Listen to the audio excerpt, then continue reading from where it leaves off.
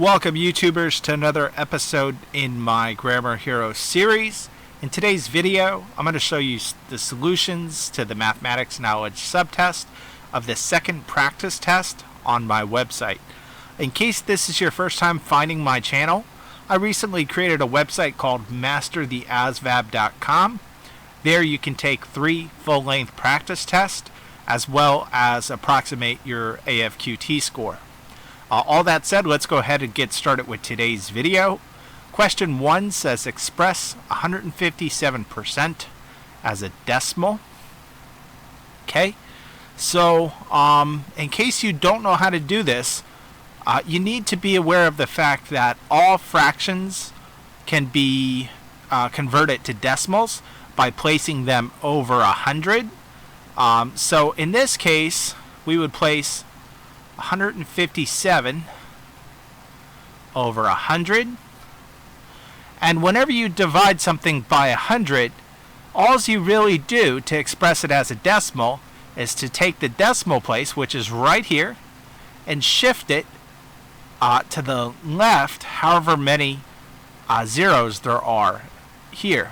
So in 100 there's 2 zeros, so we would take this decimal place and shift it 2 times, and as you can see, that would give you 1.57. In other words, 157% expressed as a decimal is 1.57.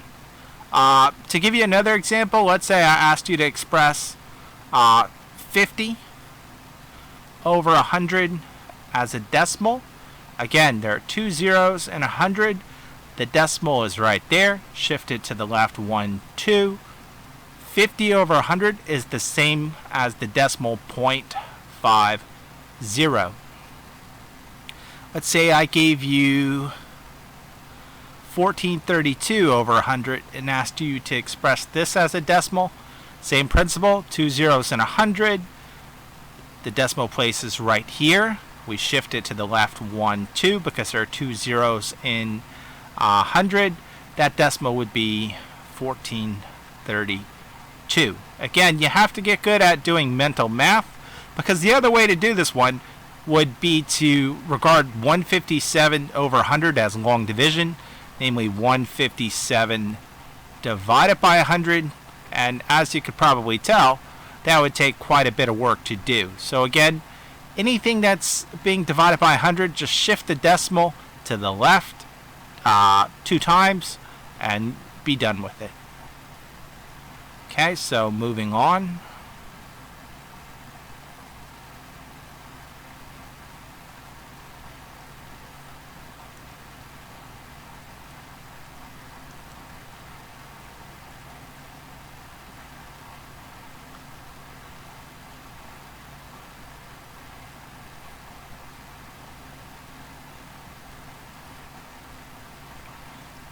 Alright, number 2 says the expression 10x is greater than 7 can be expressed as.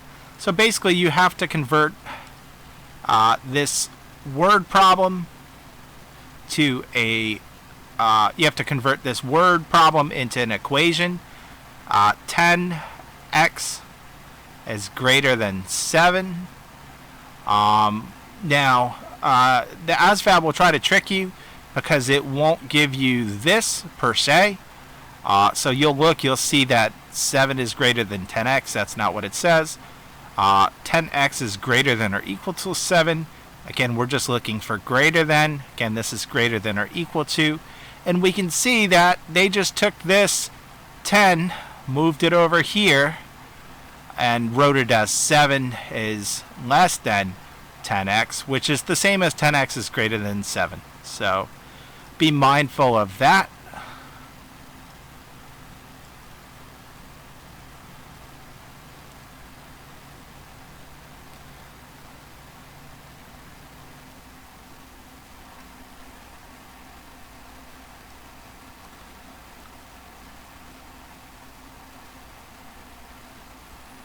Alright, moving on to number 3 as soon as the page loads.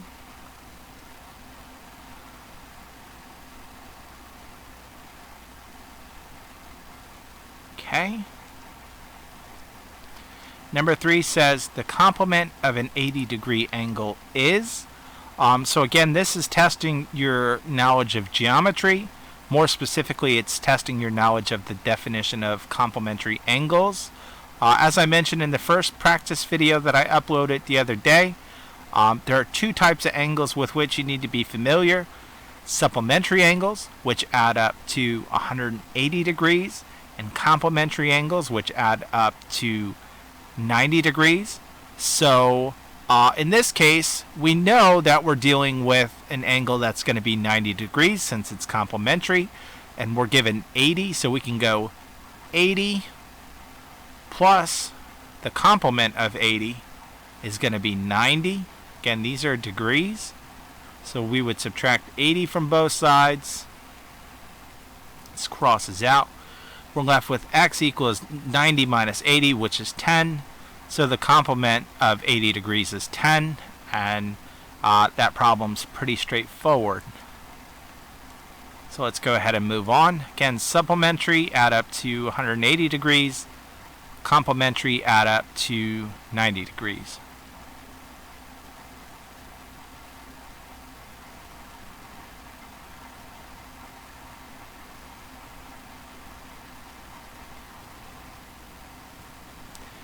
For some reason, my website's going a little bit slow today. Alright, number 4 says find the arithmetic mean of 4, 5, 6, 7, 5, and 9. So whenever you see mean, you can regard it as the average, in which case you need to know the formula. I like to think of the formula like this. I do know the statistical formula, but as a shorthand, I always regard it as mean equals some number. Mean equals some number. That is, the mean or average equals the sum of all the numbers over how many numbers there are. So that would look like this. Again, the sum would be 4 plus 5 plus 6 plus 7 plus 5 plus 9 over how many numbers there are. There's 1, 2, 3, 4, 5, 6 numbers, so we can keep working this out.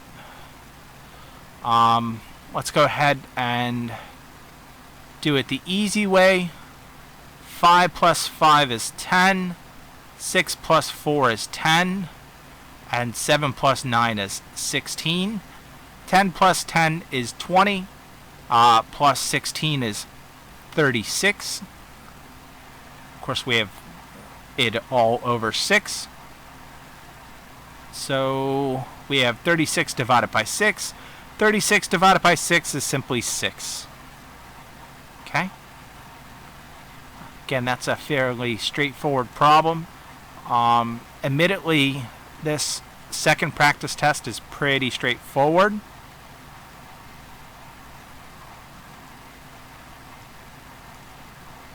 Number 5 says if x minus 23 equals 7, then x is equal to.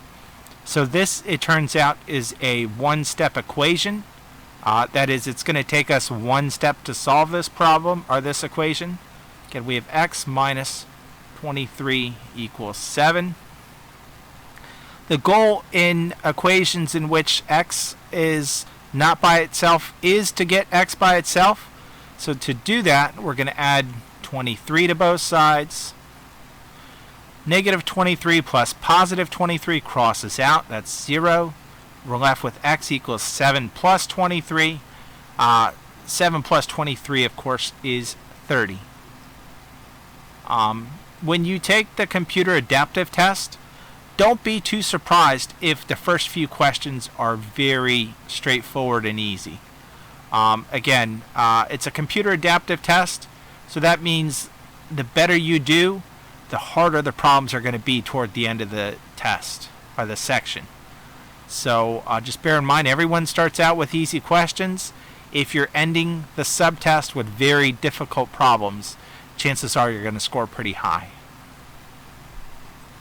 Okay, sequences require you to look at the numbers and identify a pattern and apply that pattern to the next number in the sequence. In this case, we have negative 30, 0, 40, 70, 110. Right here at this 0 is a good spot to find the pattern. To go from negative 30 to 0, I know you add 30, and to go from 0 to 40, you would add 40. To go from 40 to 70, you would add 30. To go from 70 to 110, you would add 40. So the next sequence is to add 30. 110 plus 30 is 140. Some of these problems you're going to get right away. You're going to see the pattern. In other cases, you just have to play with the numbers until you find the key that will help you solve the sequence. When I took a Calculus 2 course, there was a section on sequences, and that's pretty much the same thing. You had to find the pattern that worked for the sequence.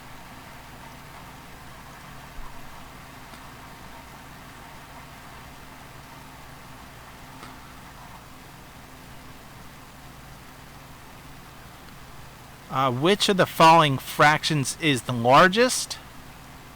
Okay, so by largest we mean which one is the biggest percentage.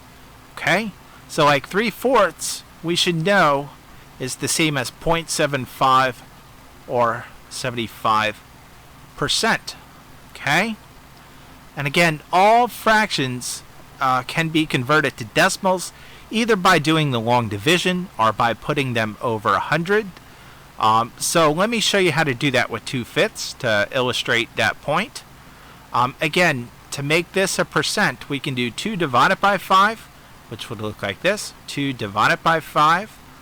And this one's not too hard to do, so let's go ahead and work out the long division. 5 goes into 2. It doesn't. 2's too small. We have to add a 0. When we add that 0, we have to bring a decimal up there. 5 goes into 24 times. 5 times 4, of course, is 20 with no remainder.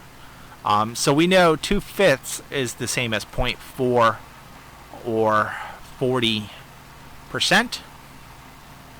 Now, in the first problem, we converted the fraction to a decimal because the fraction was over 100, and we used mental math to solve it that way. You can do the same thing with 2 over 5. If you multiply 5 by 20, that will get you 100. And what you do to the denominator, you also do to the numerator. So this would be 5 times 20, which is 100. 20 times 2, which would be 40. And again, 2 zeros and 100. The decimal's here. Shift the decimal 1, 2. You know this is the same as 0.4. Okay? Now, let's take a look at 13 over 25. We can do 13 divided by 25. That's going to be a lot of work.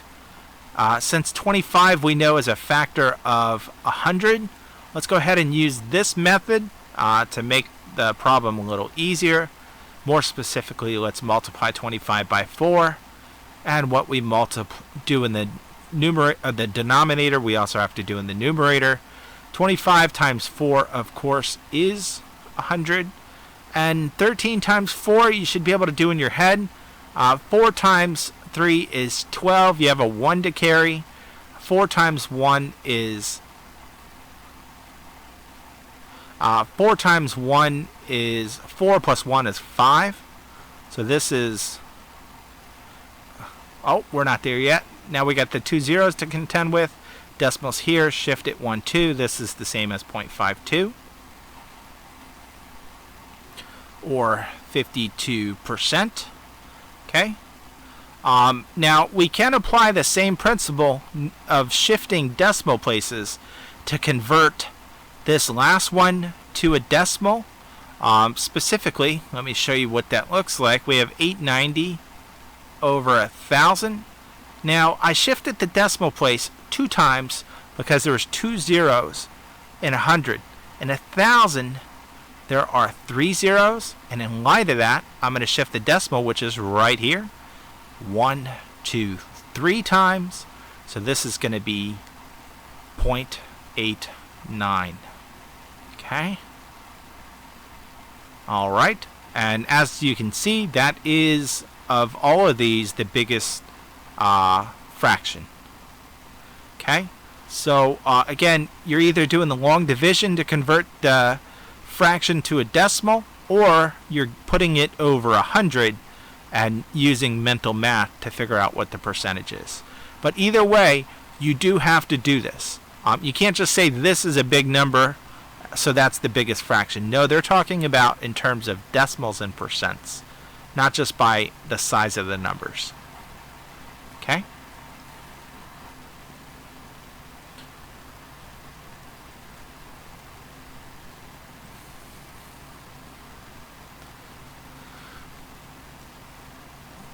Number 8 says, what is the area of a circle that has a radius of 12 feet? Use 3.14 for pi. So I always like to draw circles when I'm given a problem that asks me to find the circumference or area. Again, we're given the radius. It has a radius of 12 feet. And we're being asked to find the area. So we have to know the formula to find the area of a circle. That's area equals pi r squared. We're told to use 3.14 for pi, so let's go ahead and plug that in. And we know the radius is 12. That's going to be squared. Again, 3.14 is pi. Let's go ahead and work out this part. 12 squared is the same as 12 times 12, which is 144. So as you can see, we have to do 3.14 times 144, which looks like this. Okay. Now, if you haven't done this in a while, you're probably saying, how do I multiply a whole number with a decimal? There's a trick to it, as you can imagine. You take this decimal, you shift it 2 times, and then you add those 2 decimal places back into the left at the end. So in reality, you're working out this problem, 314 times 144, albeit with 2 decimals to add back in at the end. So we're doing a multiplication with a 3-digit integer by a 3-digit integer. It's easy to make mistakes when you do multiplication like this, so go ahead and take your time. You've got past the formula part. You've got 12 squared, so don't make a mistake when you get to this part. 4 times 4 is 16. Carry the 1. 4 times 1 is 4, plus 1 is 5. 4 times 3 is 12. Okay? We're starting this number, so we have to add a 0 before we begin. 4 times 4 is 16. Carry the 1. 1 times 4 is 4, plus 1 is 5. 3 times 4 is 12. Now we're starting this third integer, so we have to add 2 zeros before we begin. 1 times 4 is 4. 1 times 1 is 1.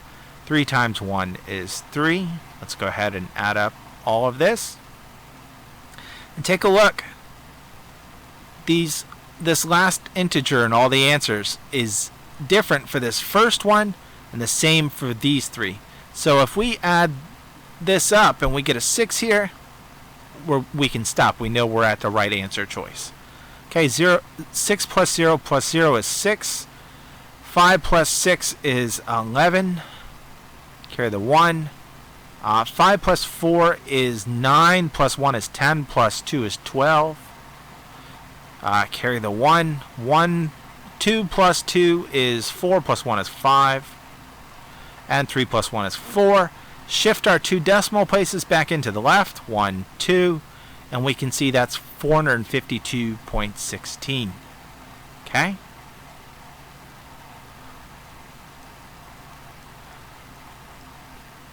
You will have a few questions, at least one, involving circles on either the mathematics knowledge or arithmetic reasoning subtest of the ASVAB. So again, I have a video on the geometric formulas that you need to know.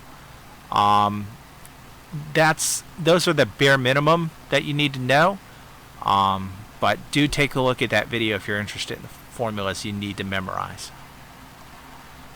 Alright, number 15. If 0.05y equals 8, then y equals. Okay, so we have point. My pen will work. Come on. 0.05y equals 8. Again, this is a one-step equation in which it's going to take us one step to solve this problem. And again, the goal is to get y by itself. So I'm going to divide both sides by 0.05. This crosses out. We're left with y equals 8 divided by 0.05. I put this problem in this practice test because I kind of wanted to see if people would panic when they got this far. 8 divided by 0.05. How do you do that? Again, you can regard this as long division, namely 8 divided by 0.05. In other words, we're dividing a whole number by a decimal, and the key to doing long division with decimals is this. If the decimal's inside this division bracket, you do not have to shift anything. If, however, the decimal is outside the division bracket, which it is in this case, you have to shift the decimal to make the number outside the division bracket a whole number, and when you shift the number outside, you shift the decimal inside as well. So let's see what that looks like. Again, the decimal is technically right there. This is 8.000. So let's shift this 1, 2 to make 0.05 just 5. And I shifted it twice here, so I'm going to shift it twice here to make that 800. So in reality, we're working out this problem. 800 divided by 5. Let's go ahead and see how that works out. 5 goes into 8 one time without going over. 1 times 5 is 5. 8 minus 5 is 3. Drop down a 0. Drop down a 0.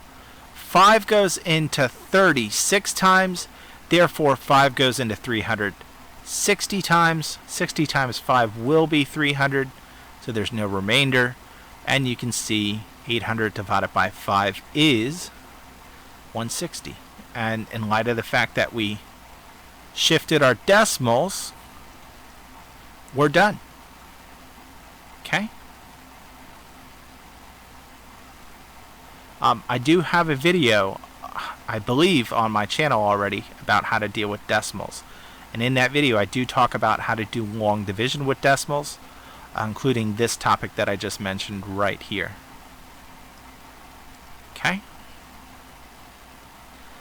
Again, a problem that looks pretty tough actually turns out to be pretty easy.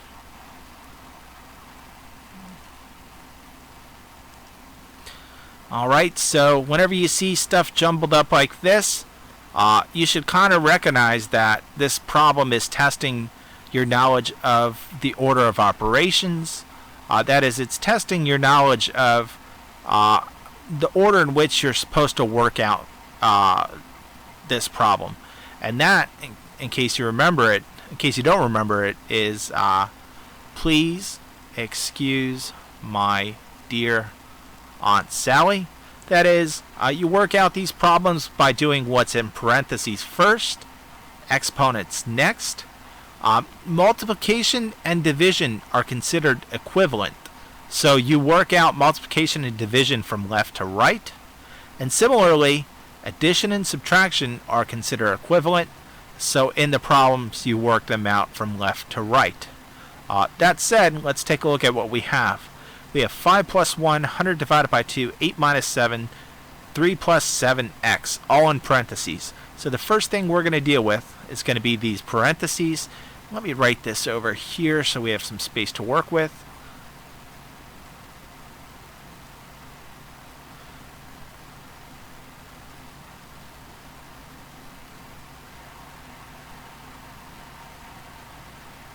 Again, we're dealing with parentheses first according to the order of operations. 5 plus 1 is 6. 100 divided by 2 is 50. 8 minus 7 is 1. 3 plus 7 is 10. And we have that x hanging out there. Okay, we did that. We have no exponents with which to deal. Now we're going to do multiplication and division from left to right. As you can see, we do have all multiplication left. So we're right here and we're doing it from left to right. Anything times 1 is itself. So let's go ahead and work this out again, left to right. 6 times 50, well, 50 times 2 is 100, therefore 6 times 50 is going to be 300. So this is 300. Again, we're working from left to right, so that would be 300 times 1, which would just give you 300. Again, we have multiplication 10 times x, which just gives you 10x.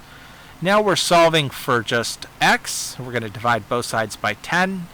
This crosses out. When you're dealing with zeros in division problems, you can just cross them out. This becomes 30 over 1 equals x. Anything divided by 1 is itself, so 30 divided by 1 is just 30. And we can see 30 equals x.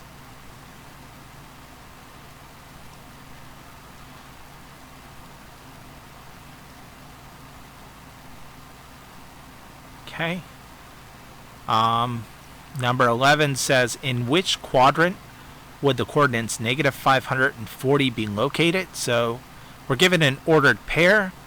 In an ordered pair, this is your x and this is your y.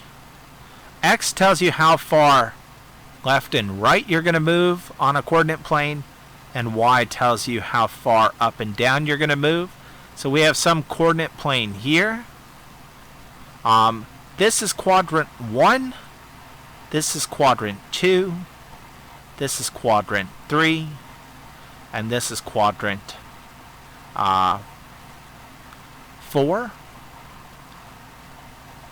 Now, in case you haven't seen this in a while, let's just, and again, this is our x and y, and that's y, that's x.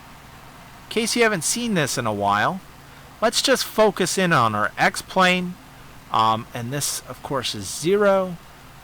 X this way would be positive, so let's put a positive 10 there. And x this way would be negative, so let's put negative 10 there, okay? Y this way would be positive, so let's put a positive 10 there. And y below 0 would be negative, so let's put a negative 10 there. We can see that in quadrant 1, x is positive and y is positive, so we know this is positive, positive. In quadrant 2, we can see x is negative and y is positive. Okay. In quadrant 3, we can see x is negative and y is also negative. And in quadrant 4, we can see x is positive and y is negative. So no matter how large of a number you're given, by doing this little sketch and understanding the coordinate plane, you can always find the quadrant in which any ordered pairs can be located. So let's start at 0, 0. The first one in this ordered pair is negative 500. So we're going to go this way, negative 500 times. And then the next one is y, which is positive 40. So we know we're going up 40. And that, therefore, would put us in quadrant 4. Again, negative, positive, negative, positive. Always x first, y second.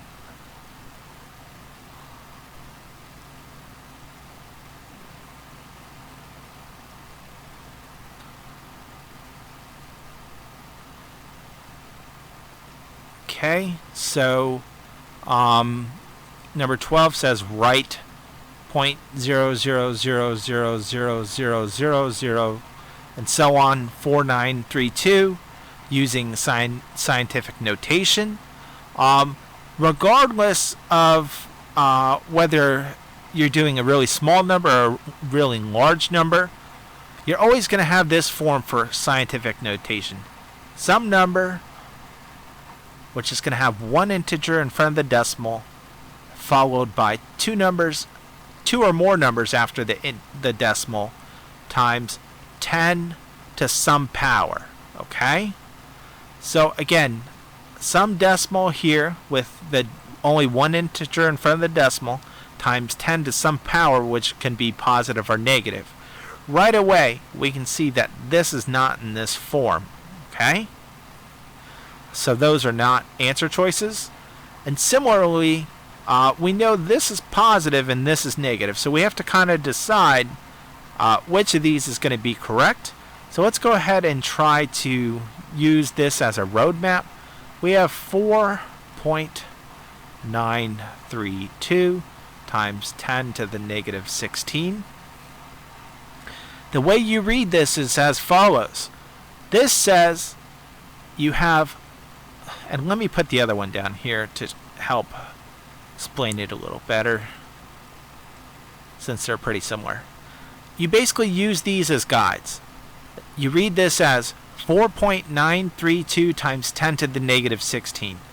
This 10 to the negative 16 says you take this decimal right here and you shift it to the left, since this is negative 16 times. So you go 1, 2, 3, 4, 5, 6, 7, 8, 9, 10, 11, 12, 13, 14, 15, 16. There's your new decimal, and you fill in zeros accordingly. And similarly, you read this one as follows. This tells you it's positive 16. So you're going to take this decimal and shift it to the right 16 times. And right away, you should notice that in order to get this very small number, we're going to have to shift the decimal from 4.932 to the left 16 times, so we know that this is the right answer choice. Again, I picked this problem because it's negative 16. It's kind of hard, as you just saw, to write out all those zeros. Instead, you have to use the fact that all these other answer choices are obviously wrong, and you really don't have to do any work once you understand scientific notation to work this problem out.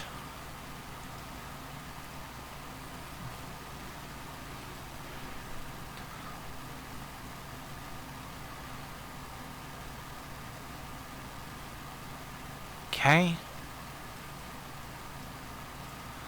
13 is kind of a trick question. It says, if the circumference of a circle is the same as its area, what is the radius of a circle? One way you can do this is, given the answer choices, you can find the circumference and area of all these and see if they're the same.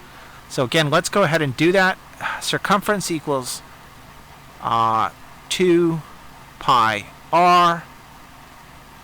Area equals pi r squared.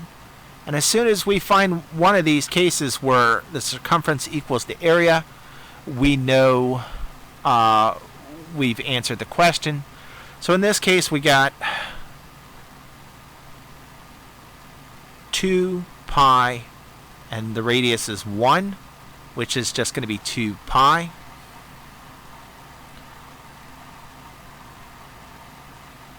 Okay, for this problem, we have, let's take a look here.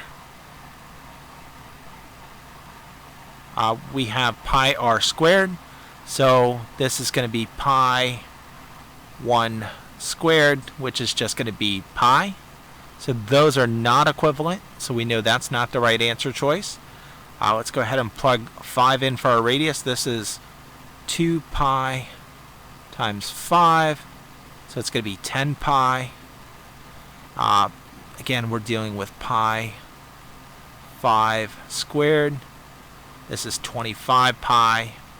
Those are not the same. Let's go ahead and plug 2 in. 2 pi. Again, the radius is 2. 2 times 2 is 4 pi. Okay. Again, area is pi. Radius is 2 squared. 2 squared is 4, so this is 4 pi. we can see that 4 pi is the same as 4 pi. The circumference is the same as the area. So we know 2 is the correct answer choice. And in light of that, I'm not even going to work that one out.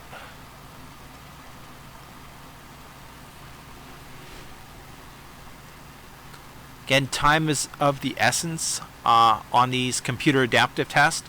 So if you know you got the right answer, there's no point working out anything else. Number 14 says simplify x minus 2 divided by x squared minus 6x plus 8. So that looks like this. X minus 2, x squared minus 6x plus 8. The key to this problem is recognizing that you can factor the denominator. Specifically, you can do this. Again, x times x is x squared. Now we're looking for two factors that multiply to positive 8 but add to negative 6. So negative 4 and negative 2. Negative 4 times negative 2 is positive 8. Negative 4 plus negative 2 adds to negative 6. So we've identified the correct factors. If we take a look here, we can actually cross these out, x minus 2 and x minus 2, and we're left with 1 over x minus 4. Okay? So you had to be able to factor the bottom, and then you had to be comfortable enough to say, what can I do here? I can simplify this or reduce this by crossing x minus 2 and x minus 2 out. So, kind of a algebra problem there.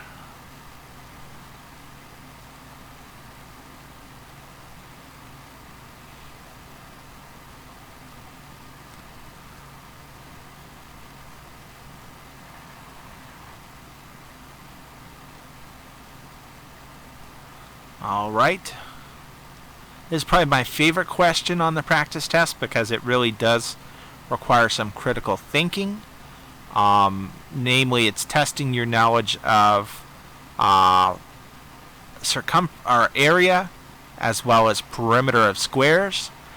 So let's go ahead and think about the formulas we're going to be using. We know we got perimeter of a square and area of a circle.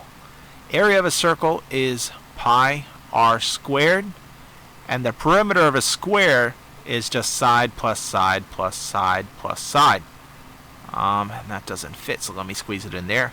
In other words, to find the perimeter of a square, you add up all the sides, and as it happens in squares, all sides are equal. Okay?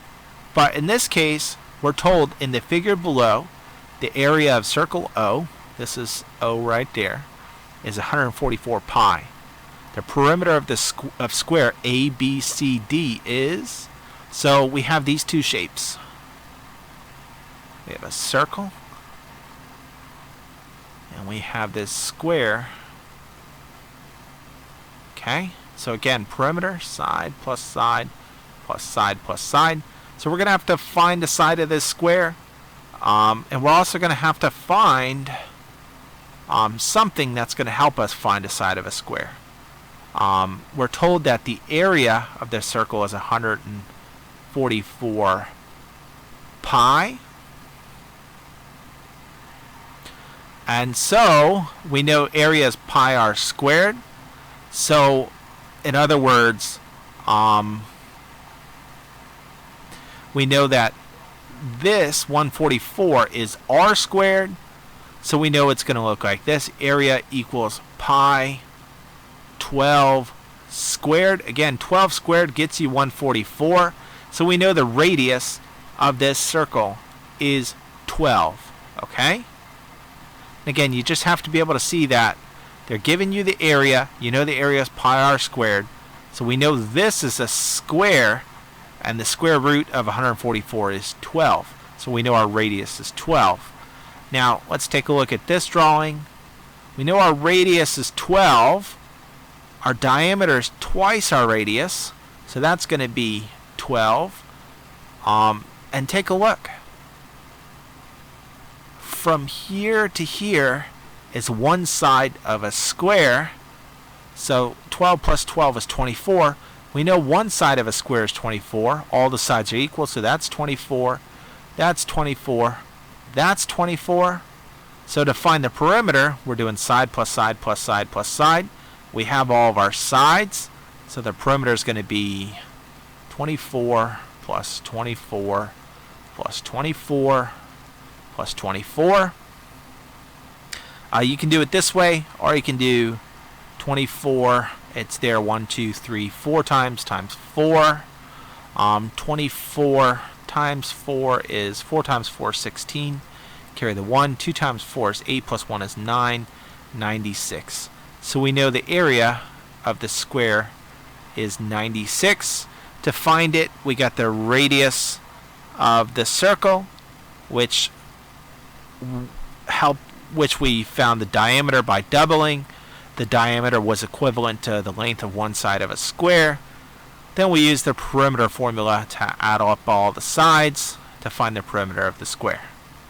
Okay, so kind of a tough problem, but nothing too fancy involved in solving it.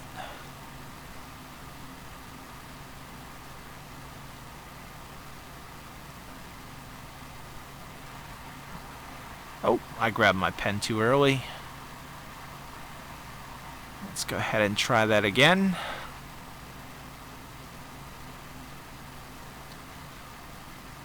All right, another algebra problem. So this one says simplify a squared x minus bx minus a squared y plus by plus a squared z minus bz. So first, let's go ahead and copy that down, since we're probably going to need to do it on our scratch paper. And a lot of algebra, truthfully, is just recognizing patterns, as well as techniques to simplify equations. In this case, you have to recognize that all the a's are squared, and all the b's have an x, y, z after them. So you have to recognize that we can't factor this one just by grouping, common factoring methods that you learn. Instead, you have to know how to factor by grouping. But before you can do that, let me make this more obvious by rearranging these terms. Again, a squared x minus a squared y plus a squared z. Now let's work on our b's, minus bx plus by minus bz. So I just took the a's and grouped them together, and the b's and grouped them together. Again, x, you have a squared for the first term, xyz. B for the first term, xyz. So let's go ahead and pull out this a squared from this first half of the equation, and that leaves me with x. Again, a squared times x gets you ax squared minus y plus z. Let's go ahead and pull out a negative b. To get x in this case, you would just put an x there. Negative b times x is negative bx. To get a y, you would do a negative y. And to get the z, you would do a positive z. Okay? So now you can see that we have x minus y plus c, x minus y plus c, and a squared minus b. So to factor by grouping, once these inside the parentheses are the same, we group what's outside. So this is a squared minus b times x minus y plus z, which is answer choice C. So kind of a tough problem. Again, a lot of the problems in today's video required you to recognize patterns, which is a big part of algebra. But regardless, I hope you found this video helpful. If you did, feel free to like it and leave some feedback in the comment section below. Later this week, I'm going to add the solutions to the third mathematics knowledge subtest on my website. And then after that, I have to decide what I want to do in terms of uploading another video. If you have any suggestions, go ahead and, again, leave feedback in the comment section below. But on that note, I'm going to go ahead and cut you guys loose. Konnichiwa.